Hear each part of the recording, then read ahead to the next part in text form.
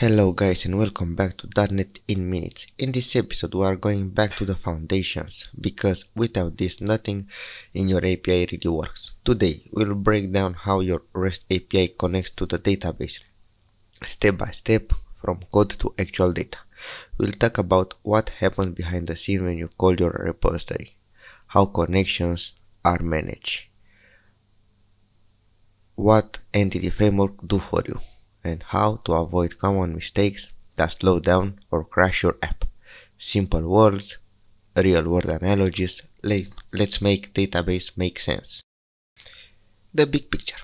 When you send a request to your API, like API users, something magical happens behind the scenes.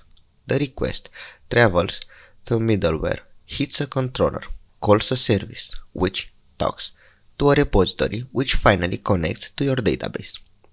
That entire chain exists so your API can read or write data in a structured, reliable way. The database is the memory of your system, the place where your API stores the truth. And understanding how that connection works is key to building efficient, stable applications. How APIs talks to databases.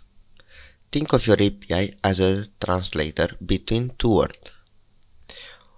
On one side, you have JSON request from the client. On the other, you have tables, columns, and SQL queries. Your API converts JSON into SQL commands and SQL results back into JSON. For example, a GET request to API users might end up running this SQL under the hood. Select from users. And the post request might become insert into users, name, email, values, John around example.com. The user never sees SQL, but your API does all the heavy lifting to make that happen. Connection strings. The bridge between your API and your database is the connection string. In .NET, it's look like something like this. Connection string, default connection, server equal localhost, database equal my app, user ID equal, your name, password equal strong pass 123, truth connection equal true. It tells your app where to connect, what database to use, and how to log in. It's like a phone number for your database. Without it, your API has no idea who to call. Entity framework. Now, you could write raw SQL directly, and sometimes that's fine, but most of your time, we use something called an ORM, or Object Relational Mapper. In .NET, that's entity framework. An ORM does the translation for you. You work with C# classes and you turn them in SQL. For example, var users equal await context.users to list async. That one line become a full SQL query behind the scene. It's cleaner, faster to write, and easier to maintain, but it's also important to understand what it's doing underneath so you can avoid performance issues later. The DbContext lifecycle. Every time your API talks to your database, it does so through something called a DbContext. The DbContext is your connection manager. It opens a connection when needed, runs queries, and closes it after. You don't want one global connection for all users. That's a recipe for disaster. Instead, each request should have its own context, managed by dependency injection. That way, you avoid leaks, timeouts, and conflicting data updated. Let's talk about architecture for a moment. You have three layers.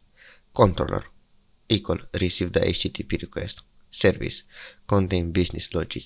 Repository talks to the database.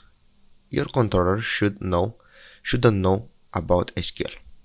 Your service shouldn't care if it's SQL Server or MongoDB.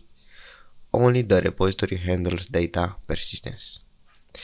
This separation makes testing and maintenance easier and is the foundation of clean backend design. Connection pooling. Opening a database connection is expensive. It takes time and memory. That's why .NET uses something called connection pooling. It keeps a small pool of open connections and reuses them for new requests instead of reopening each time. This is automatic, but you should be aware of it, especially if you are scaling. Too few connections equal slow. Too many equal database overload. Like everything in software, balance is the key. Transactions and consistency. Sometimes you need multiple operations to succeed together or fail together. For example, when a user buys something, you might deduct money from their wallet, add an order record, update inventory. If step 2 fails, you don't want step 1 to stay complete. That's where transactions come in. They guarantee that all operations succeed or none do. It's one of the most powerful safety nets in database development.